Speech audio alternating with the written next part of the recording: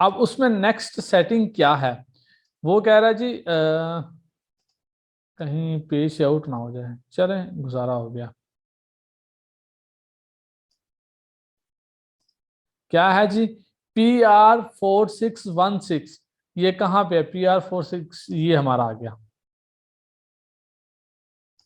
और उसके बाद PR4617, 4617 वो भी ढूंढ लेते हैं। कहता है जी PR4616 जो है, अगर तो वो TPS 51 125 है तो आप इसे उतार दें, DY कर दें, डन। और कहाँ पे लगाएं, जो 4617 है वो वाला इंस्टॉल कर दें। मैं भी आपको दिखाता, मतलब एक हमने ऑफ करना है इस पेज पे, एक हमने ऑन करना है। कहाँ गया, हाँ ये देखें। अब वो क्या है, वो कह रहा है जी मैंने जो आईसी लगाया हुआ है वो RT8205B है। तो जाहिर है अगर RT8205 है तो क्या बोलेगा कि 4616 को प्रेजेंट करें, उसने ये यहाँ पे प्रेजेंट किया हुआ है। ठीक है, तो उसने 4617 को DY कहा है, तो उसने 4617 कहाँ पे गया, ये वाला है। ठीक है, इसको उसने DY उतार दिया है। कहता है कि अगर आपने फिर इसकी जगह आपको जरूरत पड़े कि आपने TPS 51 125 लगाना है, तो आपने क्या करना है कि PR4616 को DY कर देना, मतलब ये जो लगा हुआ है इसे आपने उतार देना है, और 4617 को आपने लगा देना है। अब ये क्यों लगवा रहा है वो भी मैं आपको बताता हूं। देखिए अब इस उसकी इसने सेटिंग भी बताई है। अगर आपने अभी मैं अभी बोलूंगा तो तंजील साहब ने पता मुझे क्या कहना है, तो सर वो तो आपने मुझे क्लासेस ही नहीं दी। और हो सकता है तंजील साहब ठीक भी कह रहे हो।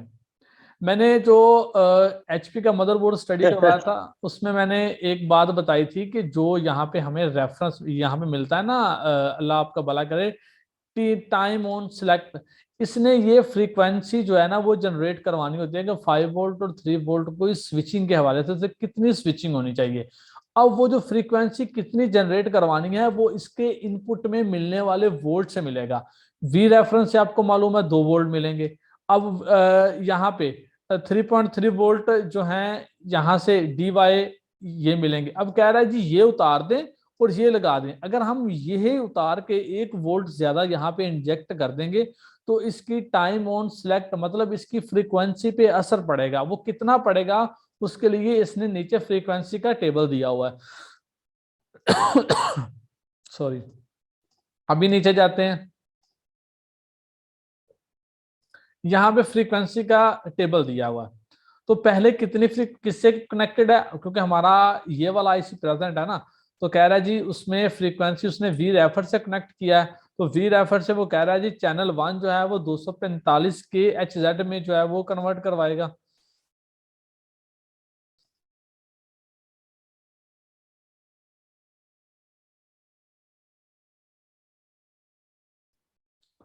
जो चैनल 1 है, आज पानी नहीं ना रखा पास मैंने अपने, जो चैनल 1 है वो हमारा 245 के HZ, और चैनल 2 जो है वो हमारा 305 के HZ में फ्रीक्वेंसी जो है वो जनरेट करवाएगा। लेकिन अगर हम टाइम, ये देखिए उसने पिन का नाम भी बताया हुआ है, डन। TPS 51 125 के हवाले से बात कर रहा हूँ कि अगर उसका जो टाइम ऑन सिलेक्ट है वो GND से कनेक्टेड है, मतलब आपका ग्राउंड से कनेक्टेड है, तो वो 200 kHz की फ्रीक्वेंसी जनरेट करवाएगा चैनल 1 पे। अब चैनल 1 और चैनल 2 ये मैंने आपको एक्सप्लेन किया है, अगर आपको नहीं मालूम तो आप थोड़ा सा जहन पे जोर दीजिएगा और फिर मैं आपको बता दूंगा कि वो कौन सा, अगर आपको समझ में नहीं आया।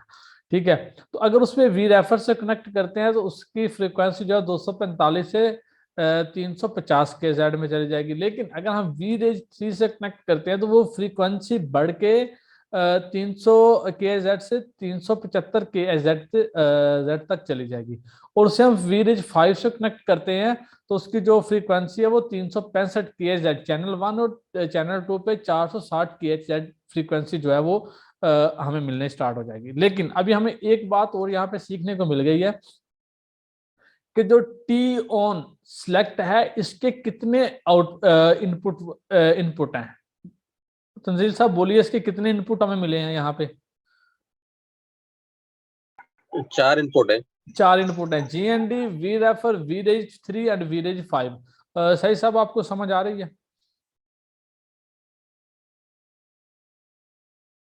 हाँ जी, बिल्कुल बिल्कुल। चलो चलो, शुक्रिया। देखिए, अगर हमने आईसी को चेंज करना है, अगर हमें एक आईसी नहीं मिल रहा तो उसकी जगह पे हमने दूसरा आईसी रिप्लेस करना है। हमने ना सिर्फ उसका इक्विवेलेंट आईसी का देखना है, बल्कि ये भी देखना है कि उसकी मदरबोर्ड पे सेटिंग किस तरह से करनी है। अगर हमको ये सेटिंग करनी नहीं आती, नहीं मालूम कि हम ये सेटिंग कैसे करेंगे, तो आपका जो आईसी है वो काम नहीं करेंगे। फिर आप सर पकड़ के बैठ जाएंगे, यार ये तो काम ही नहीं कर रहा। कहने वाला कहेगा, आप भी देखेंगे यार सारी पिनें सेम है, किसी पिन का फर्क है ही नहीं, लेकिन फिर भी काम नहीं करेगा। क्यों नहीं करेगा? क्योंकि आपको मालूम नहीं है कि आपने इसकी फ्रीक्वेंसी भी जनरेट करवानी है, इसकी जो स्विचिंग है वो चेंज करवानी है, इसका इनेबल चेंज करवाना है। अब देखें, यहाँ पे DPS 51 125 लगा हुआ है। हाँ देखें, उसने ये बोला है कि यहाँ पे 51 125 के लिए ये जाएगा, और दूसरे आईसी के लिए यहाँ से इस रेजिस्टेंस को उतार देना है और इसको इंस्टॉल कर देना है, तो हमारी फ्रीक्वेंसी जो है वो भी चेंज हो जाएगी। मैं अभी इस पेज पे और कुछ देख लूं कि आईसी को चेंज करने के वाले से कौन कौन सी सेटिंग करनी पड़ेगी। देखिए, उसने 2 सेटिंग हमें यहाँ पे दी हुई हैं, एक नहीं है 2 हैं, तो मैंने इससे पहले स्टडी किया नहीं था तो मेरे को मालूम नहीं पड़ा।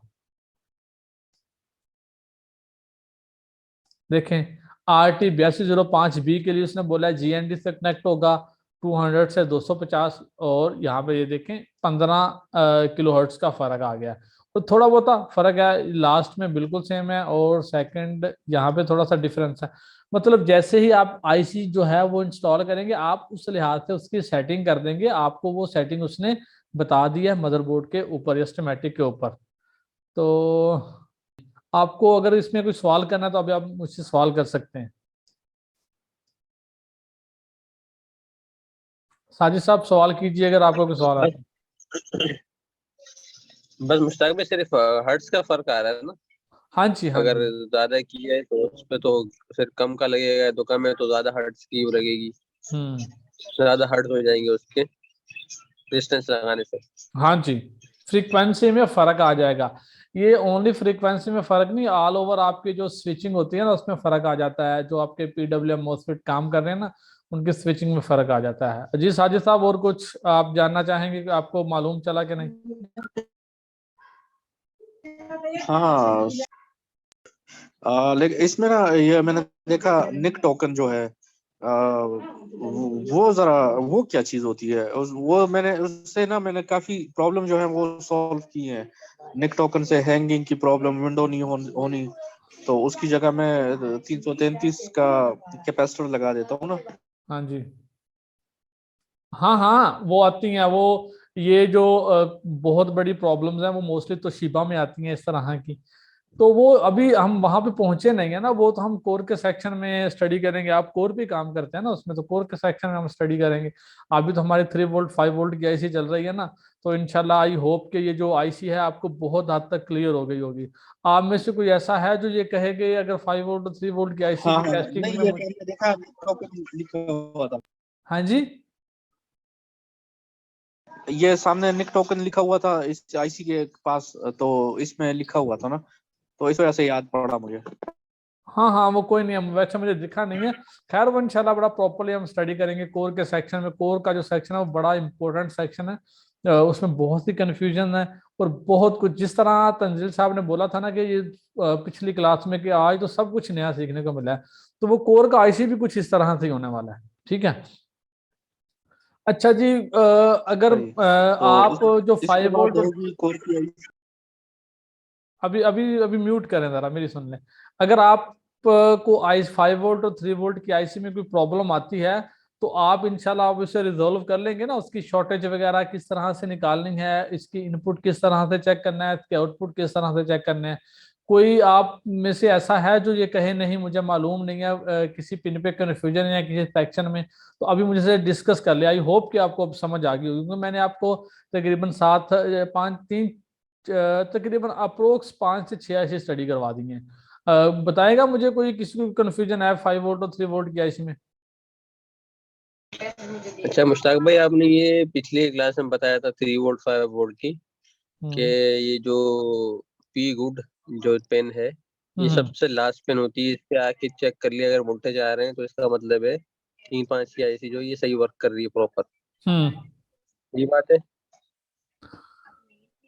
तंजील साहब देखें, ये बिल्कुल 100% ऐसा नहीं होता ना। ये हमें लास्ट में असल में होता क्या है कि यहाँ पे इंटरनली एक ना एन चैनल मोसफेट लगा होता है जिससे पॉजिटिव सप्लाई चाहिए। अगर यहाँ से पॉजिटिव सप्लाई आती है तो यहाँ पे ये वोल्टेज इंटरनली ग्राउंड हो जाते हैं। ये पावर गुड जो है ये आईसी का आउटपुट। हाँ, अभी मैंने आपको बोला था कि मुझे पावर गुड के मुतालिक बताइएगा, ये आपको मैंने समझाया नहीं है ठीक से ना अभी। तो क्या होता है, अभी मैं एक सेकंड यार, मुझसे यहाँ पे टीपीएस मैं भी देख लेता हूँ, यहाँ पे आपको समझ आ जाएगी। देखिए पावर गुड क्या है,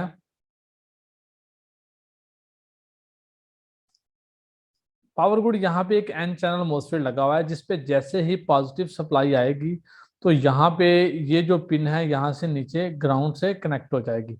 अब क्या है कि ये दो हमारे पास सर्किट लगे हुए हैं, ये है स्विचर हैं, स्विचर कंट्रोलर हैं, एक ये वाला और एक ये वाला।